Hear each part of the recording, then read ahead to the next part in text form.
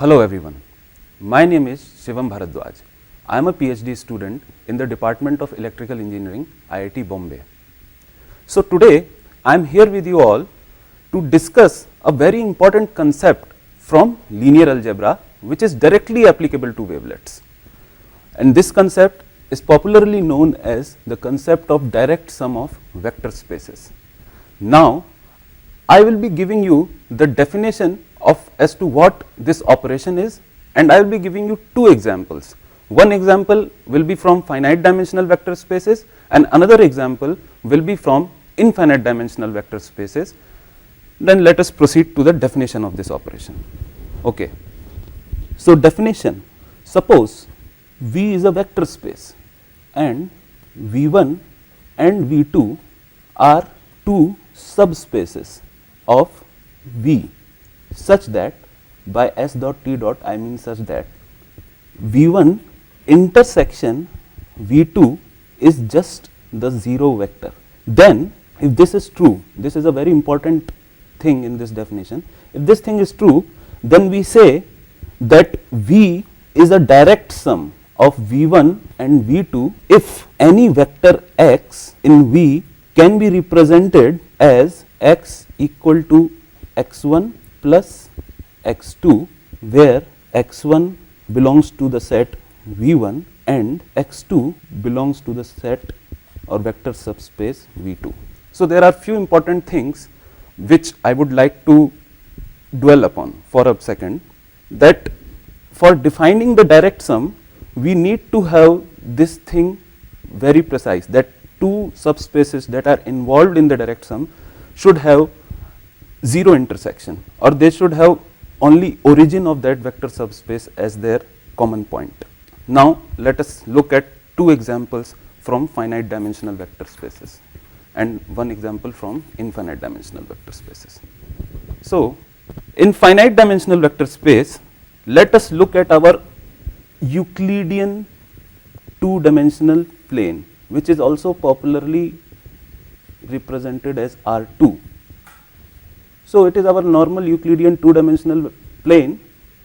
Now let us consider two subspaces of this Euclidean space. One subspace, let me call it as span of the vector 1 0. Now in this two-dimensional vector subspace, by saying that V1 is a span of 1 0, what do I mean is that 1 comma 0 is this point. So I am representing it as a column vector, and by span means that I am allowing any scalar multiplication. Okay, by span means any vector which is of the form alpha times 1 0, where alpha is any real number. So if you think on this for a second, you will realize that I am talking of this whole real axis which runs from minus infinity to plus infinity. And let us consider another vector subspace which is given by span of 0 comma 1.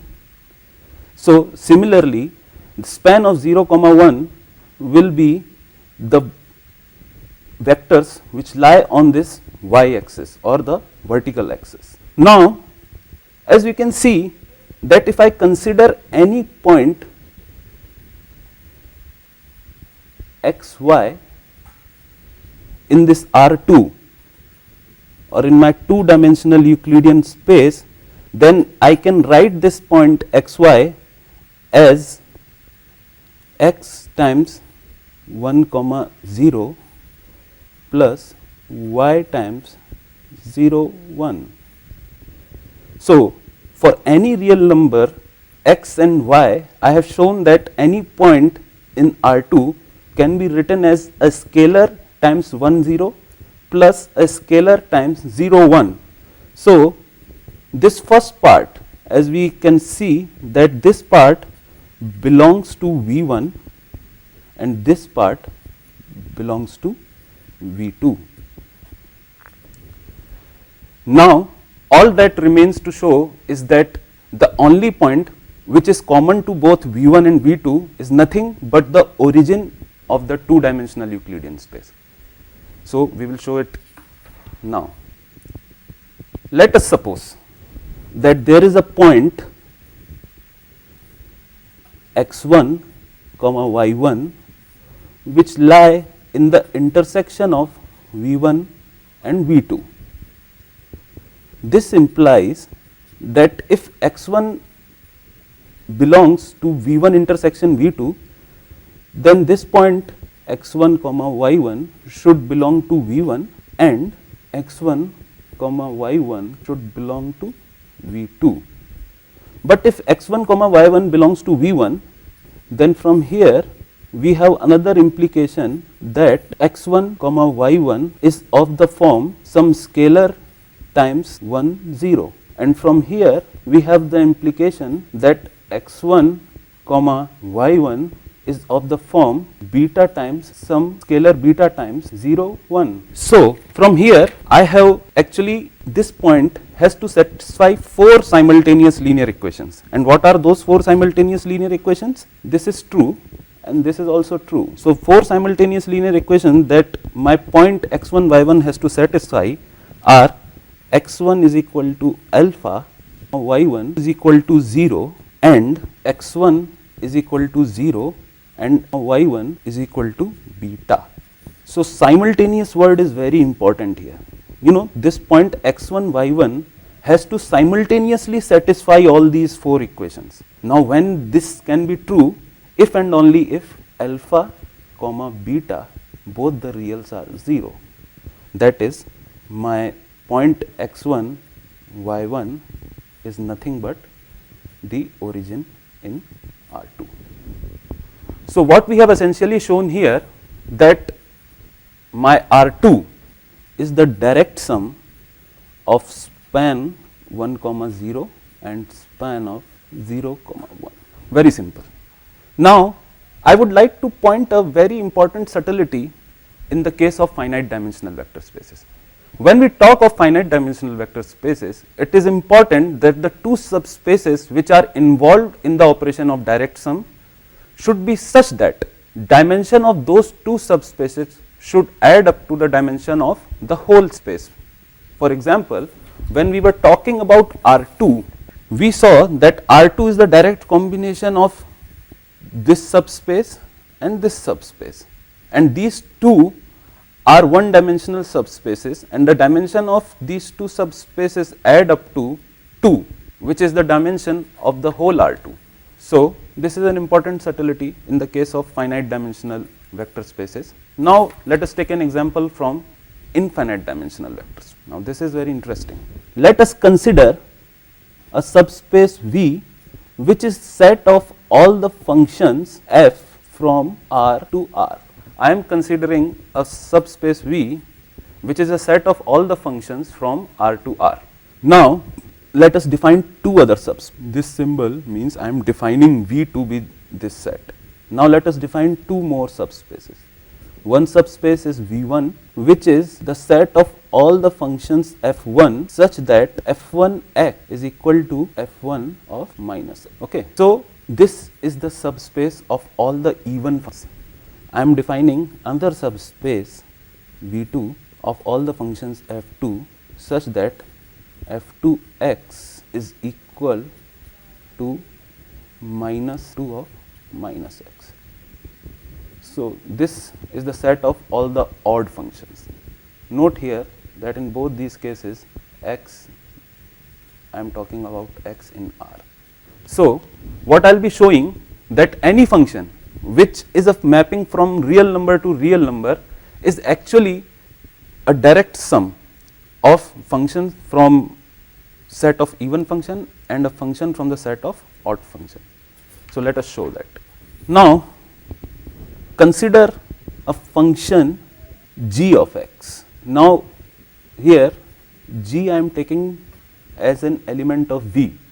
Now, we know that any g can be written as half times g1x plus g2x, okay, where g1x is equal to g of x plus g of minus x, and g2x is equal to g of x minus g of minus x. Now, this is a very elemental thing that we all must have studied in our basic calculus course.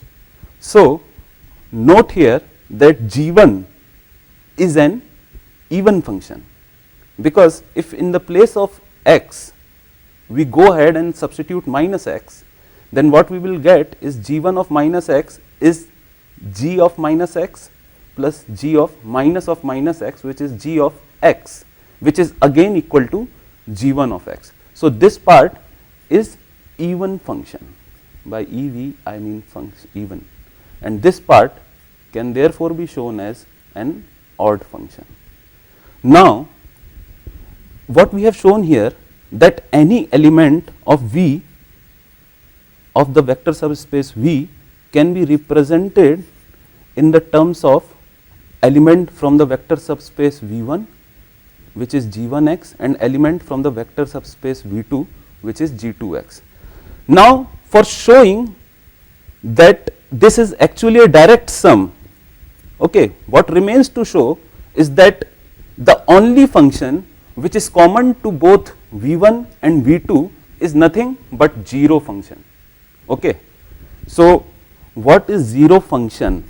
Zero function is a function which for all the argument x gives you the value 0. This is a zero function. So, let us take a function f which is in the intersection of V1 and V2. So, if f is in the intersection of V1 and V2, this implies that f belongs to V1. This is true, then this implies that f of x is equal to f of minus x.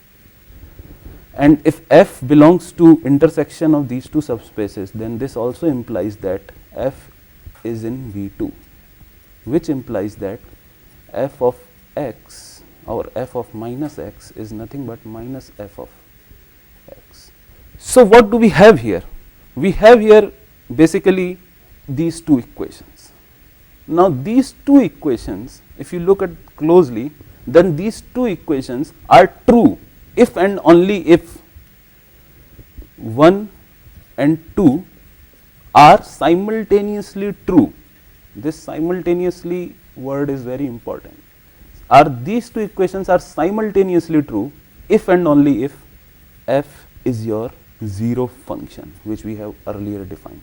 So, what we have shown here is that any function which has its domain as a whole real line and its range as a whole real line can be written as the addition of two functions which are even and one of them is odd. Okay. So, now this direct sum operation, I think if you all want to read about it more, then you can, there are various books on linear algebra actually which you can consult. One of the very good books which I find very interesting for beginners is Linear Algebra and its Application. This is the book by Gilbert Strang. It is available in low price edition in PHI publication. So, we can also buy it if you want. Another very good book which I find interesting is Sheldon Exler, Linear Algebra Done Right. I think it's available with Springer.